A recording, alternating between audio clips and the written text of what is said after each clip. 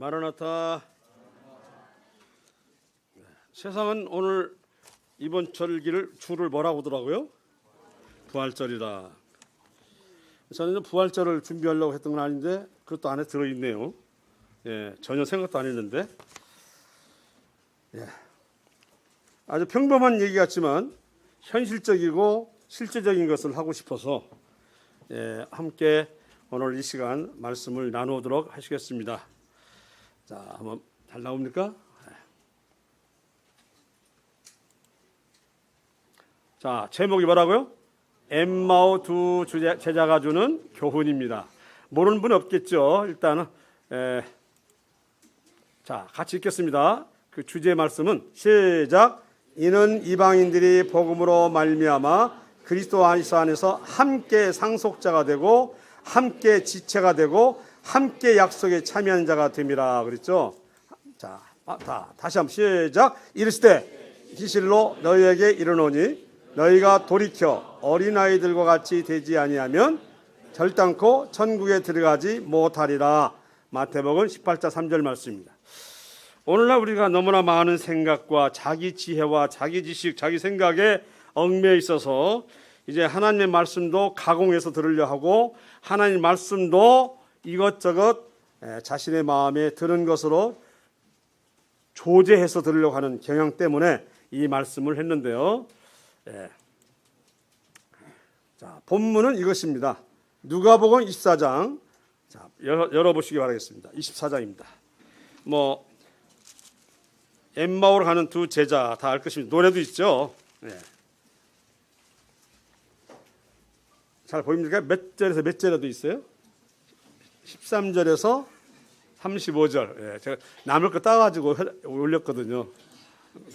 내 것이 안 돼가지고. 자, 먼저 이 본문 내용을 읽도록 하겠습니다. 13절에서 35절인데요. 우리 형제님, 그 다음에 자매수를 읽겠습니다. 시작. 그날에 그들 중 둘이 예루살렘에서 25리 되는 엠마오로 하는 마을로 가면서 이 모든 일을 서로 이야기하더라.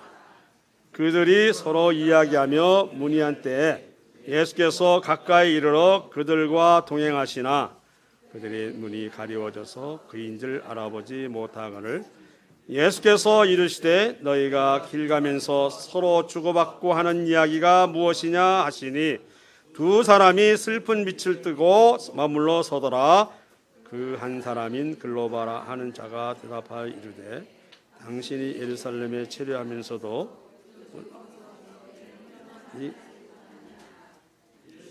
무슨 일이냐 이르되 나사렛 예수 일이니 그는 하나님과 모든 백성 앞에서 말과 일에 능하신 선지자이거늘 우리 대제사장들과 관리들이 사형 판결에 넘겨주어 십자가에 못 박았느니라. 우리는 이 사람이 이스라엘을 속량할 자라고 바랐노라. 이뿐 아니라 이 일이 일어난 지가 사흘째요. 우리 중에 어떤 여자들이 우리로 놀라게 하였으니 이는 그들이 새벽에 무덤에 갔다가 그의 시체는 보지 못하고 와서 그가 살아나셨다 하는 천사들의 나타남을 보았다 하므라. 또 우리가 성계한 자 중에 두어 사람이 무덤가 자연 여자들이 말한 바와 같음을 보았으나 예수는 보지 못하였느니라 하거늘 이르시되 미련하고 선자들이 말한 모든 것을 마음에 더디 믿는 자들이여 이스라엘과 이런 고난을 받고 자기의 영광에 들어갈 것이 아니냐 하시고 이에 모세와 모든 선지자의 글로 시작하여 모든 성경에 쓴 바 자기에 관한 것을 자세히 설명하시니라. 그들이 가는 마을에 가까이 가매 예수는 더 가려 하는 것 같이 하시니 그들이 강권하여 이르되 우리와 함께 유하사이다. 때가 저물기로 이미 길었나이다 하니 이에 그들과 함께 유하로 들어가시니라. 드실 때 떡을 가지사 축사하시고 떼어 그들에게 주시니 그들의 눈이 밝아져 그인 줄 알아보더니 예수는 그들에게 보이지 아니하시는지라.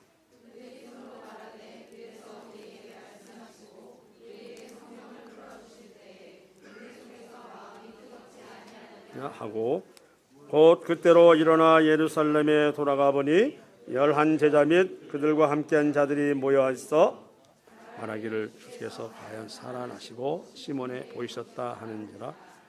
두 사람도 길에서 된 일과 예수께서 떡을 떼심으로 자기들에게 알려주신 것을 말하더라. 엠마오로 가는 두 제자 뭐 기도 있죠. 예루살렘에서 가까운 거리 있다고 하는데 오늘날 엠마오로 추정되는 곳이 뭐 3군데나 있어가지고 어느 게 진짜인지는 아직도 잘 모르는데 팔레스타인 지역 땅이라고 부릅니다. 그래서 들어갈 때 좀 여러 가지 절차가 복잡한가 보더라고요. 자, 저도 한 번 갔었는데 그때가 또 쉬는 날이라 들어가지도 못했어요. 그래서 결국 엠마오는 못 왔는데 엠마오가 중요한 건 아니죠. 엠마오는 예루살렘에서 위로 올라가는 신앙이 올라가는 장소가 아니라 내려가는 장소예요. 신앙이 내려가는 예루살렘 있다가 고향으로 내려가는 것은 주로 신앙도 믿음도 점점점 내려간다는 의미로 많이 말하고 있습니다. 여기에 글로바 뭐 예수님의 뭐 숙부라는 얘기도 있고 하지만 글로바 일행 했는데 두 사람이 또 보니까 그와 함께 하셨던 분을 자기 집으로 모시려고 하는 것, 자기 집으로 모시는 걸 봐서는 그들이 부부가 아니었겠느냐. 여기까지 왔는데 집에 들어와서 하룻밤 주무시라 하는 것은 뭐 친구라면 남의 집을 갔다가 그런 식으로 말할 수는 없잖아요. 그죠? 또 예수님 제자로서 그리스도가 죽음으로 낙심하여 내려가는 자, 이들은 이미 보시면 예수님의 순교를 목격했습니다. 요한복음 19장 25절에 예수 십자가 곁에는 그 어머니와 이모와 글로바의 아내 마리아와 그랬어요. 글로바의 아내도 뭐예요? 이름이 마리아. 그리고 막달라 마리아. 참 마리아 참 많은 이름 같아요. 우리나라에서 제일 많은 여자 이름이 뭐죠? 어른들은 영이나 뭐 이렇게 됐었는데 지금은 아니에요. 그죠? 예.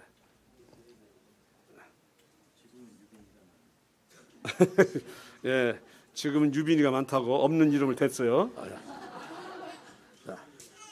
자, 그래서 예수님의 순교를 목격했습니다. 예수님을 그렇게 주님으로 여기고 랍비로 여기고 따랐는데 그분이 십자가에 달려 돌아가신 걸 보고 낙담이 됐겠죠. 그런데 사흘째까지 있다가 내려가는 거예요. 사흘째 되는 날은 어떤 날이었죠? 주님이 부활하신 날이거든요. 자, 그리스도에게 낙심이란 무엇이라고요? 믿음이 내려가거나 무너지는 상태를 말합니다.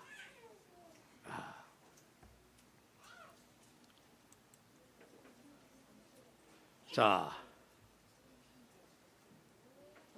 글로바 일행이 엠마오로 내려가는데 예수님 제자로서 그래서 죽음을 낙심해서 내려간다는 건 뭐요? 두 번 썼나요? 죄송합니다. 밑에 그리스도의 낙심은 믿음이 무너지는데 밑에 원인이 뭐냐 이거죠. 원인. 자, 첫째가 뭐죠? 내 마음의 중심인 구조가 잊혀졌거나 빗겨나 있을 때 이런 낙심이 됩니다. 구원받았다. 내 소망이 하늘에 있다 하는 그 절대적인 조건이 누구냐면 예수 그리스도입니다.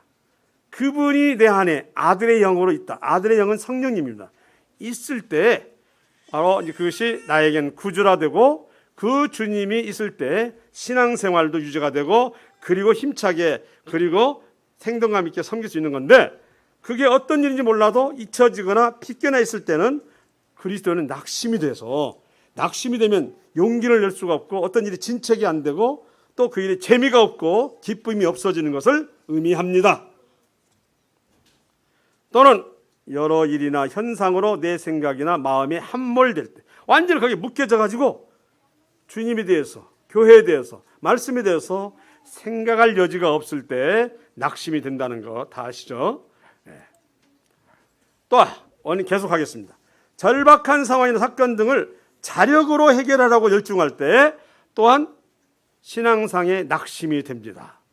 절박한 상황이나 사건이 일어났음에도 불구하고 하나님께 먼저 묻고 엎드리고 하지 않고 자력으로 해결하려고 열중할 때 이런 일이 일어나요. 또 평소에 주님을 의지하지 하는 연습이 안 돼 있을 때 일어납니다. 우리의 크고 작건 성도의 앞일은 늘 하나님께서 발걸음 옮기십니다. 한 아사리온 참새 2마리를 사는데 두 아사리온이 참새 5마리 샀다고 또 다른 복음서에 나와 있어요. 이게 한 마리 더 주는가 봐요. 두 아사리온이면 이해가시죠? 근데 그 참새 2마리 땅에 떨어지는 것도 누구의 허락이 없이는, 하나님의 허락이 없이는 안 떨어지는데, 그러면 구원받은 성도는 이름하여 하나님을 뭐라고 불러요? 아빠, 아버지라 부른다 했는데 우리가 하는 일에는 하나님께 눈 감으십니까? 절대로 그럴 리가 없지요. 어떤 일이든 큰 것만 기도하고 작은 일을 기도하지 않는다면 이것은 서서히 낙심되어가는 믿음으로 떨어집니다. 크고 작은 간에 우리는 기도해야 돼요. 주님을 찾아야 되고, 물론 저도 이 주님을 찾는 것 중에서 제일 많이 절실하게 기도할 때는 뭐냐면 축신할 때요. 아니, 축신할 때 이렇게 일대를 할 때 보면 때로는 두려워지잖아요. 내가 확실한 믿음 가운데 가할 때 싸웁니다. 어제도 이 무능하고 연약한, 그리스도가 아니면 절대로 살아날 수 없는, 그래서 소망도 가질 수 없는, 막 이렇게 막 계속 그런 말씀을, 그런 기도를 했습니다. 하면서 나는 그런 기도했을 뿐인데 옆에 있는 귀신은 죽으라고 막 소리질러. 제 자신이 겸손할수록 소리질러. 하나님 앞에 제 자신을 낮출수록 소리질러요. 근데 어제 그 경험을 했어요. 저는 아무것도 할 수 없습니다. 지금도 예수님께서 저에게 말씀을 주시지 않으면 저는 무섭습니다. 그런데 무섭다는데 진짜 무서운 사람은 내가 아니라 누구예요? 귀신이요. 이해가시죠? 무서워서 막 그만하래 자보고. 아니 이런 기도도 못하게요? 내가 얼마나 연약한 자고 무능한 사람인지 내가 알거든요. 제가 그래서 그 얘기를 했는데 그만하래요. 왜 자기가 그만하라고 그래? 그게 굉장히 아픈가 봐요. 인간이 하나님 앞에 높아지거나 교만해지거나 하면 귀신이 좋아하는 것을 제가 알았어요. 그것을 철저하게 제가 낮출 수밖에 없잖아요. 지금도 저를 안 붙들어주면 전 귀신 못 싸워요. 도망가야지. 그런데 어제는 그렇게 했더니 오늘 얘기 들어봤더니, 얘기 들으면 나한테 할 얘기가 있대요. 그래서 나쁜 얘기가 있대요. 좋은 얘기가 있대요. 굉장히 편안했다는 거예요. 막 울고. 저는 그래서 전에 없이 저 자신이 있는 그대로를 하나님 기도했어요. 쫓아내라는 기도가 아니고 저 자신을 낮추는 기도했어요. 네. 이런 사람입니다. 제가 어찌 귀신과 싸울 수가 있겠습니까? 저 자신도 하나님께 붙들지 아니하시면 저 일어서지도 못하는 사람입니다. 이런 식으로 했거든요. 제가 했더니 그만하라고 막 소리 질러요. 그래서 마귀는 교만이라고 하는 것을 알았어요. 교만과 자만이라고 알았어요. 어제 철저히 잘 알았습니다. 그런 기도를 하는데 왜 자기가 그렇게 힘들어하냐고. 보세요. 구원은 받았다 하나 주님의 역사를 경험하며 접근은 느끼지 못하였을 때 신앙상에는 낙심이 됩니다. 육신은 건강할지 모르지만, 직장일이나 가정일은 잘 될지 모르지만 믿음상에는 낙심됩니다. 믿음 낙심은 나중에는 직장일도 가정일도 다 재미가 없어져요. 그게 돼 있어요. 그리고 마지막으로 늘 사람의 도움만으로 해결을 할 때, 이런 것들이 다 낙심케 하는 것인데요. 제가 이 낙심에 관한 간증을 하겠습니다. 이번 복음 집회를 하게 한 20일 좀 못 돼서, 아시죠? 웬 사단들이 나기 시작했어요. 귀신의 방해가 있지 말아달라고 그렇게 전체가 모여서 기도하는데도 불구하고 요란스럽게 하는 거예요. 드러난 대로 한다면 어떤 분은 무릎 수술은 다 입원해 있고, 어떤 분은 모실려는데 쓸개가 제거한다고 입원해 있고, 어떤 심장혈관에 그분이 이제 복음 시간 들어야 되는데 스텐트를 넓혀야 된다고 병원에 수술하고 있고, 어떤 분은 지금까지 원자력 병원 가서 수술해 있고, 이게 참 정신이 지금 없는 거 있죠. 그 외에도 예수병원, 열린병원 하고 막 4사람이 또 입원해 있었어요. 저는 막 기도하면서 제가 뭔 일 잘못했냐고 막 그랬고, 그리고 교회 안에 죄가 들어가 있냐고 막 저는 기도했어요. 이렇지 않고 복음 집회를 앞두고 이렇게 기도해야 할 사람들, 또 기도 역군, 그 중에는 어머님이 또 친정어머니, 시어머니가 또 힘들어. 오늘 내일 하시는 친정어머니 계셔. 또 자매님은. 어떤 분은 또 그렇게 병원에 입원해서 돌보지 않으면 안 되는 또 그런 어머니가 계셔가지고, 아니 딱 봤더니 기도에 동참해야 할 뿐이고 또 이번 복음 집회에 일을 해야 할 분들이요. 아니 묶여 있어요. 저는 막 낙심이 됐어요, 굉장히.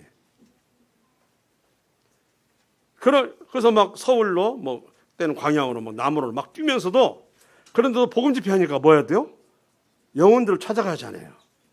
근데 마음이 기쁘고 즐거움을 찾을 수가 없었어요. 힘들어서 막 머리에 그쪽에 있어요. 이거 어떻게 이것을 추스리지? 빨리 어떻게 하지? 하면서 그때 제가 굉장히 낙심되는 거 있었죠. 힘들고 범죄함 있으면 드러나게 해달라고 막 그랬어요. 그러면서 이제 구자를 찾아가고 모시고 야유도 하고 막 그랬죠.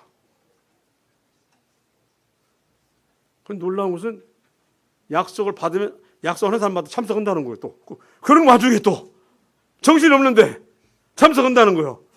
그래서 제가 막, 야, 주님 내가 너무 힘들으니까 또 일을 해주는가 보다 막 그랬죠. 그러면서도 불안했어요. 이번 복음 집회가 어떻게 되려고 이렇게 하느냐. 역대 없이 이런 생기는가. 밤마다 우리가 기도하지만 또 움푹치푹이 많은 날, 적은 날 있고 막, 그래서 이것이 잘 안 돼서 그런가. 막 별생을 다 했어요.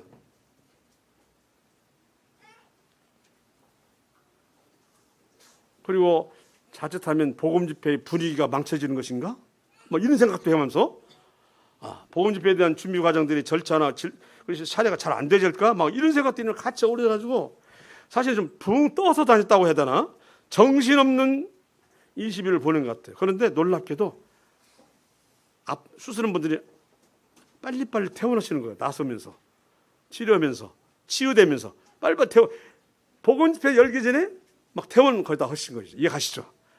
막 이렇게 돼서 가면서 제가 이제 주님이 역사하시는가? 막 이러니까 저는 그냥 그 기간이 저는 다시 경험하고 싶지 않습니다라고 할 정도였어요. 예, 생각나는 것이 자꾸 병원에 입원해 계신 분들 찾아가야 되겠다는 생각이 들어왔고, 근데 놀랍게도 몇 분이 참석하셨죠? 68분이 참석하셨어요. 쭉 상시 구도자가 들어와서 복음을 들었던 것, 그 뭐 다행스럽고 또 좋은 일이긴 하지만, 그날만 거의 그때만 참석하시는 분들이 몇 분이 막 손을 들었대요. 구원 받았다고. 이제 뭐 보시면 뭐 있죠. 이봉녀 씨인가 있어요. 뭐 그다음에 최경자 씨랄지, 유순의 모친이랄지, 뭐 또 유장범 씨랄지, 우리 뭐 한군수 부친이야 당연히 오고요. 그리고 천병원 부친 손 들고, 이거 잘 못 들어보셨잖아요. 이런 분들이 막 손을 들었는데 8분인가 아마. 늘 항시 계시면서 있었다가 복음을 들은 게 아니고 복음 집회 때만 나오거나 아니면 그날 처음 나온 사람들. 어떤 분은 어떤 모친님이 어디 가셔? 오늘 저 복음 집회에서 그게 뭔데? 부흥회. 나도 가도 돼? 이렇게 따라오셨다가 마지막 날인가요? 나가면서 한 달 전에 죽었으면 나 지옥 갔겠네 하고 나갔어. 이런 분은 또 어떻게 우리가 앞으로 추스려야 할 것인가는 기도해야 되겠죠. 뭐 언뜻 물었더니 내가 지금까지 다니던 교회가 있는데 80이 넘으신 분이라 내가 어떻게 바꿀 수 있냐 하는 그 얘기 이해가죠. 하지만 지금 한 달 전에 죽었으면 지옥 갔을 뻔했다 하는, 그렇게 권사까지 땄음에도 불구하고 하는 그런 교회를 붙어 있으면 또 복음이 어떻게 되겠어요? 희미해지거나 소멸되겠죠. 물론 이 뜻을 좇아서 그리스도의 몸을 들이심으로 단번에 뭐라고 했어요? 들이심으로 거룩함을 얻었느라 했기 때문에 치매 걸려도 없어지는 거 아니에요. 아시겠죠? 예. 매 회개하지 않으면 구원받지 않는다. 그 치매 걸리면 다 죽죠. 다 지옥 가는다는 얘기 아니요? 그렇게 말이 안 되죠. 우리가 회개하지 않으면 기억나지 않을까 다 회개하라는 식으로 얘기한다고 하는 얘기를 들었는데, 아까 말한 정신이 왔다 갔다 하신 분들 있잖아요. 나이 들으면 다 그렇게 돼 있어요. 그럼 이분들은 그러면 전에는 다 시인하셨는데 지금 정신이 왔다 갔다 하니까 이제 회개를 못 하니까 그럼 지옥 가느냐? 그럼 말이 돼요, 안 돼요? 안 되죠. 그래서 단번에 이런 말씀이 계속 나오잖아요.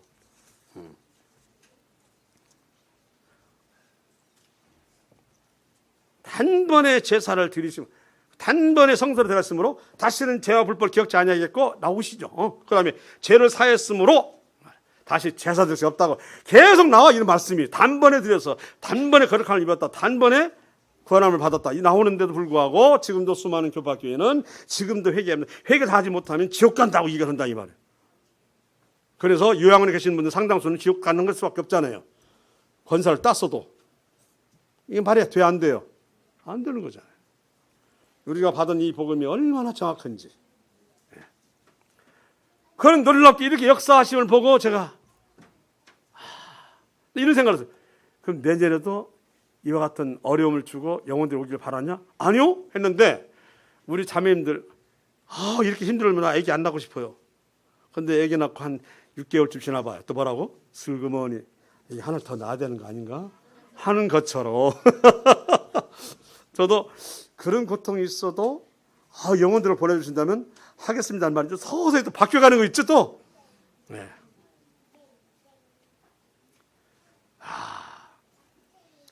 사단이 방해를 하면 할수록 주님의 역사는 더 보여. 더 작아져 커져요. 커진다는 것도 이번에 굉장히 경험한 바입니다. 정말 경험을 했어요. 네. 그래서 낙심만 하지 않는다면 분명한 것은 좋은 일을 볼 것이다. 아까 방금 말했던 그 낙심이 여러 가지에서 이루어집니다. 자, 낙심으로 인해서 사실의 상황을 이해하지 못하거나 믿으려 안 했습니다. 낙심하면 안 보이고 안 들리고 그렇습니다. 안 보이고 안 들리고 듣고 싶지도 않고 낙심하면. 그럼 제가 여기 보겠습니다. 이거 한번 우리 목소리 좋은 누구예요? 네, 서본택 행자 한번 읽어보세요. 우리는 이스라엘을 구원할 분이 바로 그분이라고 기대했습니다. 뿐만 아니라 이 일이 일어난 지가 3일째입니다. 우리 중에 어떤 여자들이 우리를 놀라게 했습니다. 그들이 아침 일찍 무덤으로 갔지만 예수님의 시신을 보지 못하고 돌아와 예수님께서 살아나셨다고 말한 천사를 보았다고 했습니다.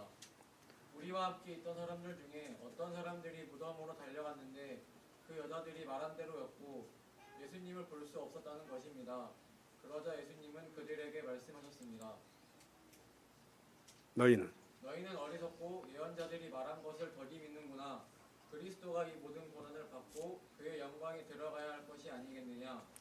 앞서 분명히 일어난 사실들, 사흘째 되는 날 어떤 여자들이 아다시피 누구였어요? 막달라 마리아 또 마리아 있었잖아요. 가서 봤잖아요. 봤는데 무덤이 비어 있었다 하는 거 아닙니까? 이것은 풍문일까요? 사실일까요? 사실을 말했던 건데, 그리고 이걸 들었어. 보니까 들었잖아요. 그리고는 예수님의 시신을 보지 못하고 돌아와서 예수님께서 살아나셨다고 말하는 천사를 보았다고요. 이거 사실인가요? 아니면 지어낸 말인가요? 사실이요. 자, 지금 제일 뭘 말씀드리는지 알겠죠? 낙심되면은 사실도 진실도 들려와 안 들려와? 안 들려온다. 이거 잘 좀 얘기 들으셔요. 이 얘기를 하는 거예요.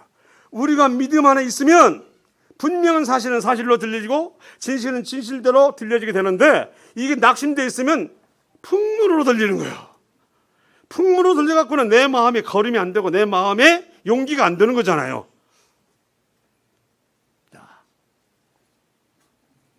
심지어는 우리와 함께 있던 사람들 중, 즉 아마 모르긴 몰라도 70명의 제자들이 있었다고 하잖아요. 그 제자들 일부 누구냐면 베드로와 요한이 찾아갔잖아요. 아까는 이렇게 봤잖아요. 자, 이런 얘기를 들었어요. 자, 그러는데 낙심하면서 엠마오 고향으로 내려가고 있습니다. 그렇다면 이러한 사실들을 믿었어요, 안 믿었어요, 이분들은? 안 믿었다는 거죠. 사실인데도 안 믿은 거예요. 우리 성도들이 이런 마음을 가지고 있다는 겁니다. 사실인데 안 믿어. 진실인데 안 느껴져. 그런 그 사람은 믿음 상태가 됩니까? 안 됩니까? 안 돼 있다는 걸 아시기 바랍니다. 하나님의 말씀은 사실인데 사실을 안 보여준다? 이건 분명히 그분은 신앙 상태가 엉망입니다. 주님 말씀은 완전 진실한데 진실이 안 들려? 그렇다면 이분은 어떤 심령의 상태인지 본인이 알아야 됩니다. 낙심 중에 있거나 갈등 가운데 있거나 아니면 믿음이라 말할 수 있는 것이 없어졌거나. 자, 보세요. 미처 사흘을 참지 못하고 예루살렘 즉 사도들 떠났습니다. 우린 항상 위기에 있을 때 성도 함께 있어야 돼요? 떠나야 돼요? 예? 함께 있어야 돼요. 함께 있어야 돼요. 떠나가지고서는 자신의 신앙도 자신의 영혼도 버틸 수도 없고 지켜낼 수가 없습니다. 그런데 글로바 이 두 일행 즉 부부는 떠난 거예요. 사실을 접했음에도 풍문으로 듣고 떠난 거예요. 일어난 사실들을 믿지 않고 풍문으로만 취급했다. 이건 우리가 신앙 상태가 위기입니다. 그토록 섬기던 주님이 십자가 달려 돌아가신 것만 보이고 그것만 딱 가려졌어요. 확 가려져가지고 그 뒤에 어떤 얘기는 다 안 들어와. 이것은 정말 위기입니다. 보세요. 그리스도의 무덤을 찾아가 빈 무덤을 확인하고 돌아온 얘기한 내용들 다 흘려들어요. 흘려들어는 길이 있어요, 없어요? 이런 사람에게는 다시 회복할 수 있는 길이 없다는 것이죠. 심지어 예수님의 수제자, 심지어는 예수님과 가장 가까이 지냈다는 요한, 무덤에 다녀온 얘기조차 믿지를 않아요. 사도들의 말조차 안 믿게 되는 글로바 일행은 얼마나 낙심이 됐으면 그랬겠습니까? 이건 사단이 가린 거예요. 예수님 돌아가신 것만 봤지 예수님이 다시 살아나신다고 하는 것에 대해서는 알아요, 몰라요? 전혀 몰라요. 오늘 제가 부활절 얘기하려고 아니지만 할 수밖에 없는 겁니다. 부활절 알려면 고린도서 15장을 보시면 됩니다. 우리가 육신의 몸으로 심었어. 예수님이 십자가 달려 돌아가신 그 복음을 심었더니 장차 어떻게 돼요? 신령스러운 몸으로 태어난다 그랬어요. 아시겠죠? 신령스러운 몸으로 살리시리니. 다 고린도전서 15장에 나오는 얘기예요. 예수님이 다시 부활하지 않으면 우리가 믿는 이 믿음이 좋은 것이다, 헛것이다. 좋은 것이다, 헛것이다. 헛것이다. 부활치 않으면 헛것이다. 자, 이렇게 얘기했어요. 흙에 속한 형체가 있고 하늘에 속한 형체가 있다고 말씀하시고, 따라서 그 형체에 따라서 예를 들어서 해는 해의 영광이 다르고 다른 달의 영광이 다르고 각각의 짐승 또는 사람 영광이 다르다고 말씀하셔서, 그래서 우리는 흙에 속한 자입니까? 하늘에 속한 자입니까? 하늘에 속한 자라고 그랬어요. 그래서 우리의 영광은 땅의 영광이에요, 하늘의 영광이에요? 자, 잘하시기 바랍니다. 화분 자체는 누가 봐도 다 화분이요. 우리 몸뚱아리 다 화분처럼 생겼어요. 그러나 담겨있는 내용물이 다르다는 거죠. 그래서 똑같이 화분만 보면 썩어질 시예요. 이게 다 알았죠? 우리 몸뚱아리 화분을 쳐다보면 썩어질 시에 죽으면 다 어디로 땅속 들어가요. 그런데 그 안에 담겨있는 것이 썩지 않을 몸으로 바뀐다는 거잖아요. 이게 같은 화분이고 있지만 저 지나다니는 하나님 또는 예수님 알지 못하는 사람이 같은 우리 이는 몸이라는 화분으로 다니지만 이미 하나는 땅의 형체요, 하나는 뭔 형체요? 하늘의 형체라는 것. 영의 눈으로 보면 보이는 것이에요. 육신의 눈으로는 안 보이겠죠, 그죠? 영의 눈으로 보이면 보이고. 자, 그리고 우리는 썩지 않을 몸으로 다시 살아난다 그랬어요. 그래서 우리가 지금 잘못된 교통사고 죽으면 죽는 데가 아니라 뭐라고 했어요? 잠잔다라고 얘기하는 거예요. 뭐라고요? 잠을 잔다. 하늘에 속한 형체를 가진 자는 잠자는 거예요, 죽어도. 아시겠죠? 그런데 땅에 속하는 형체, 즉 구원받지 못한 사람 죽으면 죽었다 이거. 아시겠죠? 우리는 하늘나라의 형체 이것을 받았기 때문에 뭐예요? 죽어도 뭐 한다고 그래요? 잠잔다. 똑같이 땅에 누웠어도 틀리다니까요. 한쪽은 죽고 한쪽은 뭐예요? 잠자요. 우리는 썩지 않을 씨로 된 것입니다. 너희 안에 아들의 영이 없느냐? 그럼 너는 버리운 자니라. 그래서 너희 믿음 안에 있는가? 너희 자신을 자꾸 시험해보고 확증하라 그랬죠? 자, 사도들의 말조차도 믿지 않고 가는 거야. 낙심돼 가면, 믿음이 상실되면 그렇게 된다니까요. 그 밑에 누가 24장 9절 12절 말씀이 그거 아닙니까? 그리고 무덤에서 돌아와 이 모든 일들을 11 제자들과 나머지 모든 사람들을 알렸습니다. 이 제자들은 막달라 마리아와 요한나, 야고보의 어머니 마리아와 다른 여인들이었습니다. 이들은 이 일을 사도들에게 말했습니다. 하지만 그들은 이 말을 허튼 소리를 듣고 여자들의 말을 믿으려 하지 않았습니다. 그러나 베드로는 일어나 무덤을 갔어요. 안을 들여다보았어요. 수위만 누워 있었어요. 원래 예수님이 시신이 딱 들어있는 그 무덤은 아무도 없이 있나 아니면 누가 지켰나요? 제사장의 하석들이 지켰어요. 그런데 예수님 시신이 없어졌어요. 그러면 당시 지키던 병사들은 살까요? 죽을까요? 죽어야 돼요. 실라와 바울이 옥중에 빌립보에서 찬양하고 있다가 옥고가 막 풀어지고 하니까 옥문이 열렸어. 간수가 열리면 옥문을 보더만 자살하려고 그랬어요. 왜? 그 옥문이 열려서 죄수가 달아나면 누가 죽어요? 간수가 죽어요. 그게 로마 법이에요. 그런데 예수님 빈 무덤을 지켰는데 그 지켰던 병자들은 죽었을까 안 죽었을까요? 그들이 놀래가지고 빈 무덤에 여기 예수님이 시신이 없습니다 그랬어요. 제사장들이 너 안 죽일 거야.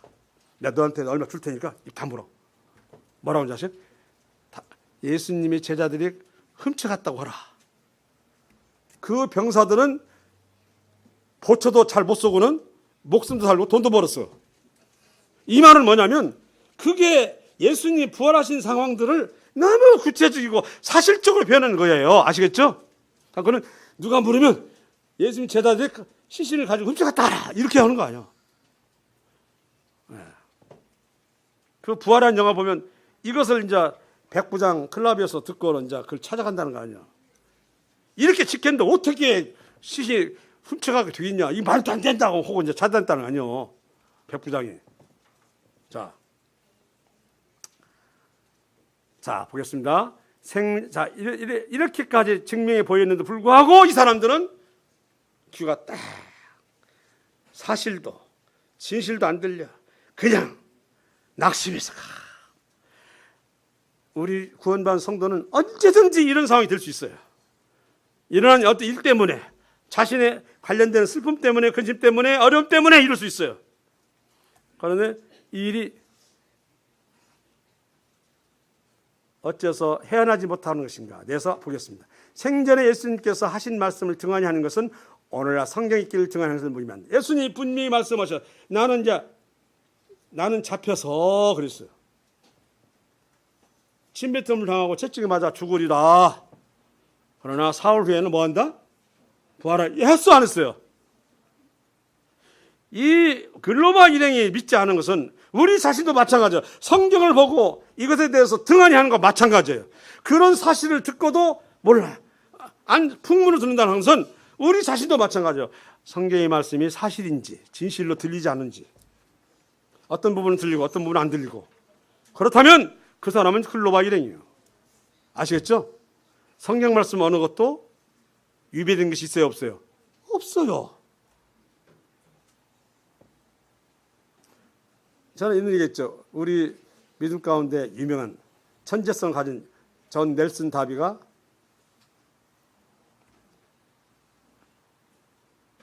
이스라엘 이 유대의 민족은 다시 자기의 나라를 세울 것이다 라고 말했더니 콧방을 팍 끼면서 이미 망해버린 이스라엘, 무슨 이스라엘 사람이 유대인이었지. 당시 유럽에서는 유대인을 핍박하는 것이 일이었거든요. 이들이 무슨 기가 써가지고 무슨 자기 나라 돌아가. 이것이 장로교라는 켈빈주의와 찌빙글리주의자들이 한 얘기예요. 다시는 이해하지 마 하면서 막 비웃었어요. 에스겔서를 들으면서 그 골짜기에 있는 뼈들이 심줄이 생기고 살이 붙어가지고 탁탁 서가지고 고토로 돌아온다고 막 다비가 그런 말 하니까 그 칼빈파와 찌빙글리파들 있잖아요. 장로교, 침례교인 사람들이 요한 웨슬레 있는 감리 그쪽도 예수교 그 감리 그쪽도 비웃었다는 거 아닙니까? 그랬더니 1900 몇 년에 48년 5월 14일 날 나라가 세워졌어요. 이런 것을 찾아내서 그 당시에 발표하셨던 오로지 우리 모임밖에 없었어요. 놀랍죠? 우리의 모임 식구밖에 몰랐어요. 이스라엘에 다시 2000년 동안 없었는 나라도 없이 유대인이 핍박받고 지금 낸다고 있어? 뭐 이렇게 하는 속에서 나라가 세워질 것이며 장차 그들의 천년이나 왕국을 통해서 그들을 위한 시간이 될 것이다 했더니 다 웃었지, 비웃었죠. 나라가 세워지는 게 어땠어요? 놀려버린 거죠. 천년 왕국도 다 없다고 이 하는 판에 이 말씀을 그대로 살아서 그대로 해석해낸 것이 바로 어디예요? 우리 모임의 선진들이었어요.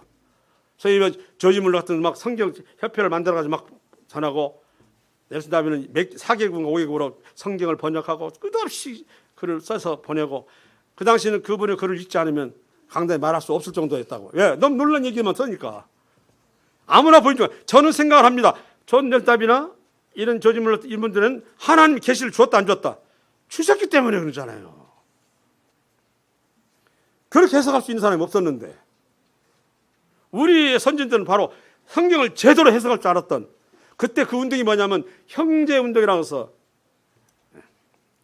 형제운동, 약간 뭐 브레드린 무브먼트라고 하는 그 시기가 막 그래서 영국에서 막 우리 형제인들이 이렇게 드디어 일어나서 부흥을 시킨 줄 알았더니 야, 이 좋은 것 독일에 가서 전화하서 왔더니 또 있는데 당신은 누구한테 받아서 뭔 받아? 우리도 성령님께서 이렇게 성경을 사시다고 알려줘서 이렇게 알고 있는데 깜짝 놀랐어요. 아니 영국에서 일어나가지고 이렇게 한 것이 아니라 당신들 받아서 그랬어. 그분들도 마찬가지로 이스라엘 세워진다는 것을 알고 있었다는 거 아니에요. 이건 누가 하신 거예요? 성령님이 그 시기에 이미 타락해버리고 세속화 되어버리는 기존 교파들의 것을 바꾸려고 내리신 바로 은혜였습니다. 아멘? 그것을 제대로 받은 바로 그 모임이 바로 뭐예요? 우리였다 그 말이에요. 네. 이게 자기들 방식대로 오면은 안 맞는 거예요. 그러니까 뭐 후천연설, 무천설 얘기하는 거예요. 왜? 그걸 어떻게 개설해낼 수가 없어. 근데 우리 방식대로 오면은 1000년 전에 휴가 된다. 천년설이 나오는 거예요. 당일에 나와요. 그러니까 뭐 그래서 사실은 60년대 후반, 70 초반까지는 84%가 이걸 믿었는데 서서히 이 세상이 발달하고 발전하고 경제가 활성화되고 그러면서 사람들이 익숙한 이런 것에 혼란스러운 문화에 젖어버리니까 지금은 34% 내려갔어요.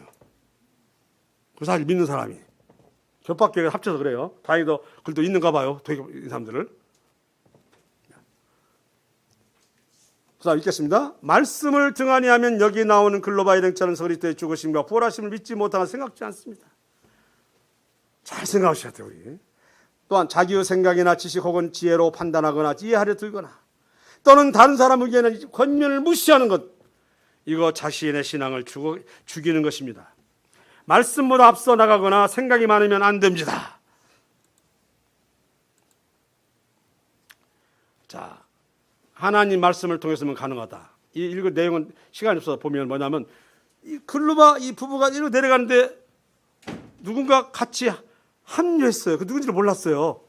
지금 누가 합류했어요? 예수님이 너희들 무엇 때문에 이렇게 낙심이 내려가냐라고 하는 것이죠. 그런데 예수님께서 말씀하셨어요. 무슨? 자, 예수님이 그들과 합류하면서 모세로부터 시작하여 모든 예언자들 들어 예수님에 관한 성경 말씀을 제대로 설명해 주셨습니다. 그들이 가려고 했던 엠마오 마을에 가까이 왔습니다. 그러나 예수님께서는 그것보다 더 멀리 가려 하셨습니다. 제자들은 예수님께 간청하였습니다. 저녁 때가 되고 날이 이미 저물었으니 우리와 함께 무엇이 뭐여기에. 그래서 예수님께서 그들과 함께 머무시려고 들어가셨습니다. 예수님께서 그들과 함께 식사자를 앉으셨습니다. 그리고 빵 들고 감사기도를 하신 후 제자들에게 나누어 주셨습니다. 그러자 그들의 눈이 밝아져 예수님을 알아보았습니다. 자, 낙심되어 있는 사람들이 다시 회복될 수 있는 것은 뭐밖에 없어요? 뭐? 사람의 지혜입니까? 사람의 지식입니까? 뭐밖에 없습니까? 바로 하나님의 말씀밖에 없어요. 말씀을 풀어서 증거. 야, 그분이 죽은 걸로 끝나지 않고 사흘 만에 부활하신다 했잖아. 막 그런 거. 모세서부터 이런 얘기 나오잖아. 예언에 나오잖아. 막 이 얘기를 해준 거예요. 그러다가 자기 집까지 다 왔을 때는 깨달은 거예요. 그랬구나. 그럼 그냥 가시 마시고 우리 집에 들리시죠. 했던 거 아닙니까? 이분들 예수님을 집으로 모신 거예요. 근데 주님은 그거에서 예수님으로 인하여 낙심된 사람은 절대로 예수님이 모른 척 하는 것이에요. 아시겠죠? 그분들은 누구를 따랐던 분인가요? 예수님을 따랐던 분이기 때문에 예수님은 포기하지 않으시는 거예요. 세상을 따라가고 세상 일 열중하면 거기는 안 나타나죠, 당연히. 예수님이 돌아가신 것만 보고 날아갔으니까 예수님 책임이에요. 그래서 나 살았다라고 보여주시기 위해서 그들 일행 가운데 끼어드신 거예요. 주님은 그러셔요. 그러나 절대 안 놓쳐요. 그래서 예수님을 찔러 죽였던 그 하속들 가운데 몇 사람 구원받다가 이 얘기가 나오잖아요. 자, 길에서 예수님께서 우리에게 말씀하시고 성경을 풀어주실 때 우리의 마음이 불타는 것 같지 않아도 불타는 것 같지 않아도 낙심되어 찬 마음이 있어서 어떻게 뜨거운 마음으로 바뀌었다는 거 아니에요. 뭘 통해서? 말씀을 통해서. 잊혀졌던 말씀을 생각나니까 차가워진 말씀이 뭐가 돼요? 뜨거워지는 거예요. 그 얘기가 불타는 것 같지 않았느냐? 뜨거움을 맛본 것 같아요. 뜨거움을. 그래서 처음에 나왔던 말씀, 어린아이 같은 마음, 즉 순수한 마음으로 대해야 한다. 순진한 마음으로 하나님 말씀을 대해야 합니다. 순수한 믿음이나 마음을 가진 그리스도인이라면 예수님 무덤을 방문한 여자들의 전원이나 사도들의 말에 귀를 기울였을 것입니다. 그런데 우리 어머니들이 가서 봤더니 예수님이 시신이 없대. 그러면 애들이 꽁꽁 이거는 애들의 마음은 그 말을 듣는 거예요. 없어요? 이런 마음이 돼야 되거든요. 이해가 안 가요. 그런데 그냥 뭐 한다. 꽁치지 마라. 거짓말하지 마. 말도 안 돼. 이건 어른들이 하는 말이에요. 믿음 그리스도인도 그렇게 될 수 있다니까요. 그리스도인 이렇게 될 수 있다고 하는 거예요. 자신의 신앙 상태에 따라서 심령 상태에 따라서 그렇게 될 수 있다 없다. 있다는 겁니다.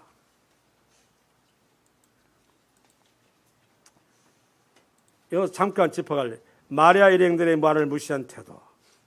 성전들은 자매들 어떻게 대하십니까?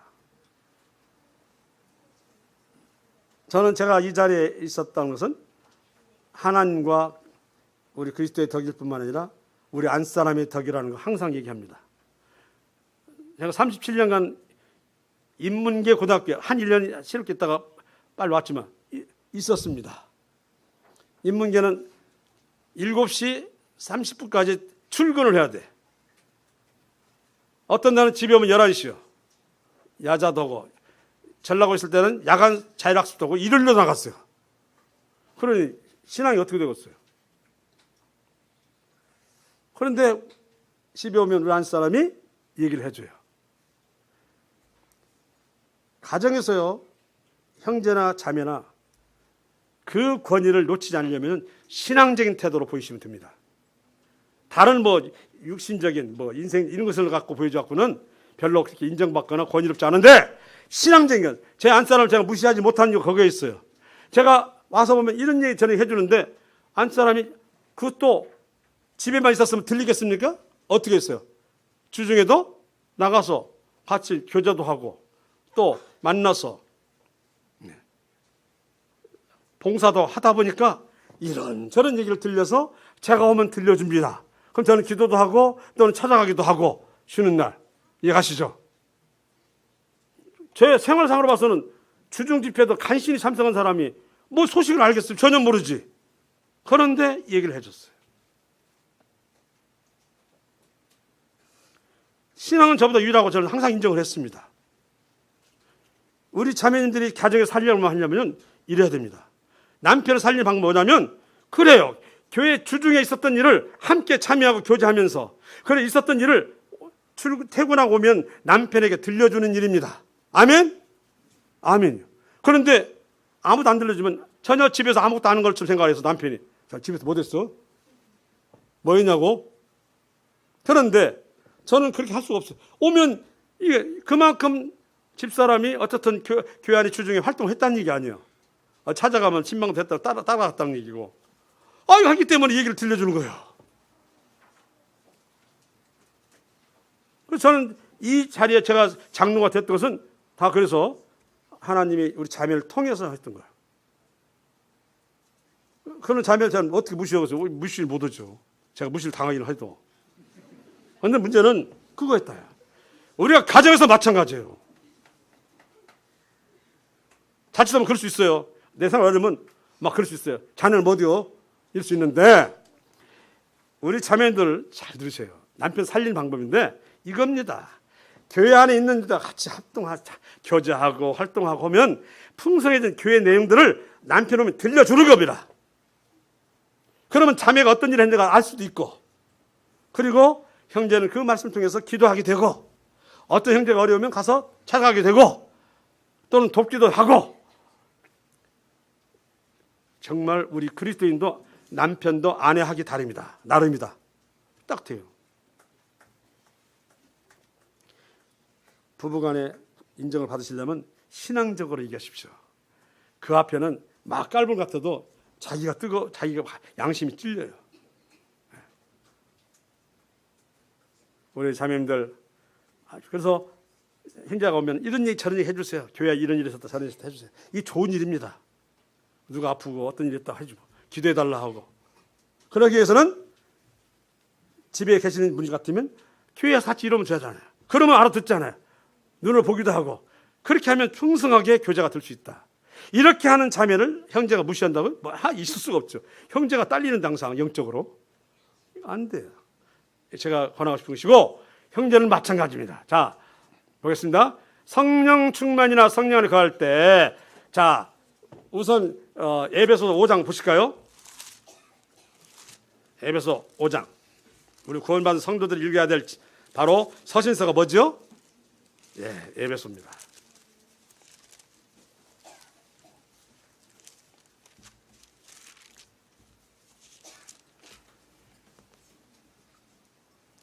(18절에) 보면 5장 18절입니다. 제가 조금 시간이 걸려서 빨리 끝내고 가겠습니다. 술 취하지 말라. 이는 방탕한 것이니 오직 성령으로 충만을 받으라.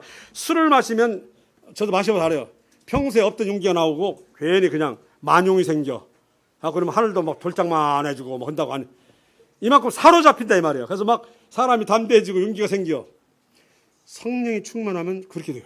소심한 그리스도인도 용기가 나는 거예요. 성령이 충만하면 그래서 주를 섬기고 주 앞에 나가는데 담대해진다는 것입니다. 그 은혜로 인해서 우리 은혜의 보좌 앞으로 담대해 나간다는 거 아닙니까? 구원받은 성도는 은혜를 얻기 위해서라도. 자,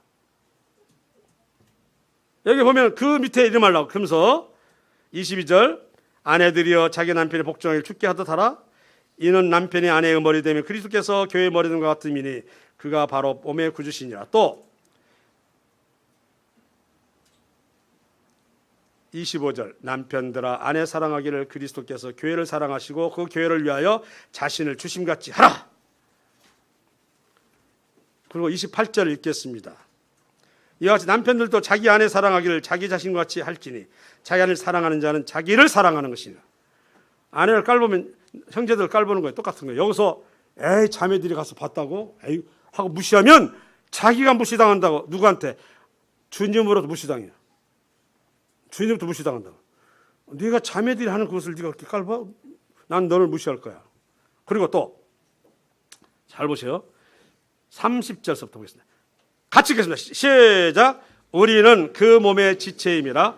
그러므로 사람이 부모를 떠나 그의 아내와 합하여 그 둘이 한 육체가 될지니 이 비밀이 크도다. 나는 그리스도와 교회에 대하여 말하노라. 잘 보세요. 아내가 남편 사랑하고 남편이 아내를 사랑하는 것은 바로 우리가 그리스도와 교회를 사랑하는 것을 배우는 것이라고 그랬어요. 그러니까 가정에서 남편이 아내가 남편을 사랑하지 않으면 그는 절대로 교회와 예수님과의 관계를 배우지 못한다. 아시겠어요? 아시죠? 아내가 남편을 깔보거나 남편이 아내를 깔본다면, 여기 글로바이랑처럼 여자들이 가서 봤다는 믿을 수 있어? 이렇게 해버린다면 그들은 그리스도와 교회의 관계를 제대로 배울 수 있는 감동을 받을 수가 없다는 것이죠. 우리가 청년들도 마찬가지죠. 자매를 고를 때 어떤 자매를 고려할 것인가 잘 보세요. 한 푼이라도 더 벌어들면 좋겠지만 그것이 전부인 것을 얻기를 원하십니까? 아니면 이렇게 교회의 어떤 사정이 같이 섬기면서 교제하면서 그러면서 와서 남편에게 이런 얘기를 해주고 하는 이런 자매를 원하십니까? 이건 선택이에요. 아니라 필수입니다. 약간 엮일 것 같지만 사실은 연결되어 있습니다.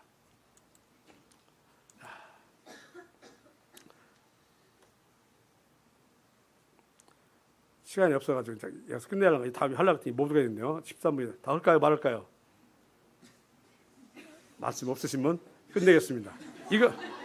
이것만 해줄게요. 예수님이 12살 때 또 해마다 있는 유월절 때문에 부모님이 어디로 갔어요? 예루살렘 찾아갔죠? 그래가지고 이제 유월절 끝나고 예루살렘에서 이제 쭉 돌아오는데 사흘째 되는 날 아마 얼마나 많은 유대인이 갔으면 이렇게 자기 아들인 예수님이 없어진 걸 몰랐다는 거 아닙니까? 얼마나 놀랬겠어요. 저 선필이 또는 애기 시장에서 놓쳐봐요. 얼마나 당황한지. 그죠? 그 부모는 허둥지둥 해가면서 사흘거리라고 쓰니까 오늘 같으면 못 찾아요. 근데 찾았어요. 이유는 간단해. 예수님 어디 계셨기 때문에. 성전에 계셨기 때문에. 주 안에 있으면 찾아요. 회복되고 찾고. 그리고 그 아니라도 부모님 일행과 함께 가면 또 잃어버릴 일이 있어요 없어요? 없어요. 잘 보세요. 이것입니다. 부모님을 따라서 가면 잃어버릴 수가 없지. 그런데 잃어버렸다 할지라도 그 어디에 있었으면 주님과 함께 동행하고 있었으면 다시 회복되고 찾는다는 거. 길은 그거예요. 근데 사흘길이기 때문에 성전에도 없었다. 못 찾아요 이제. 이 아이는 절대로 못 찾는 거예요. 이해가시죠? 뭔 말인가? 둘째, 교회 생활하는 같이 교제하고 같이 사귀고 하는 수 있으면 언제든지 낙심됐다가도 회복되고 다시 힘을 얻어요. 아멘입니까? 네. 아니면 같이 보다 할지라도 줄을 붙들고 온전히 붙들고 엎드리고 있으면 상황에 따라 그럴 수 있잖아요. 한다면 반드시 또 회복되고 낙심이 다시 또 일어날 수가 있어요. 아멘이시죠? 예. 이거 얘기를 한 겁니다. 전 아마 색다르게 지금 표현했을 거예요. 잃어버렸지만 그가 성전에 가 있으므로 사흘 되는 먼 거리여서 도저히 찾을 수 없는 거리였지만 찾았다는 것. 또 일치하는 방법은 일행과 함께하면 일치한다는 것. 이해가십니까? 바로 우리가 이렇게 된다는 것입니다. 그래서 시편 131절이 뭐라고 했어요? 형제가 연합하여 동감이 어찌 그리 선하고 아름다운 거. 그래서 지금 당신은 어디 있습니까? 하고 묻고 싶어요. 여러분, 교제 중에 제일 기본 교제가 부부입니다. 가정에서 서로 무시하면 절대로 하나님 주님께서 인정 못 받습니다. 그리고 우리 형제들을 이렇게 세우고 싶으면 우리 자매들이 정말 필요합니다. 교회 이모저모에 대해 형편을 잘 하시기 바랍니다. 그러기 위해서는 참여하시기 바랍니다. 그래서 이런 일들 오면 꼭 얘기해 주세요. 이게 남편 살리는 것이고 형제를 살리는 겁니다. 아시겠죠? 그것이 바로 돕는 배필인 것을 저는 경험하고 살았습니다. 그렇지 않으면 저는 그 인문계 학교 몇 개 있으면 없어져요. 믿음이 보고 매달리느라고. 겨우겨우 참석할 텐데 뭐. 교회에서 아무것도 모르고 무슨 수로 제가 알겠습니까? 아무것도 모르겠죠. 하지만 이렇게 이러한 도우미가 즉 돕는 배필이 있으면 제가 오늘날 이렇게 이 자리에서 이런 말씀을 간증할 수 있다는 거 아닙니까? 아멘 되시죠? 시간 없기 때문에 하고 제가 끝내겠습니다.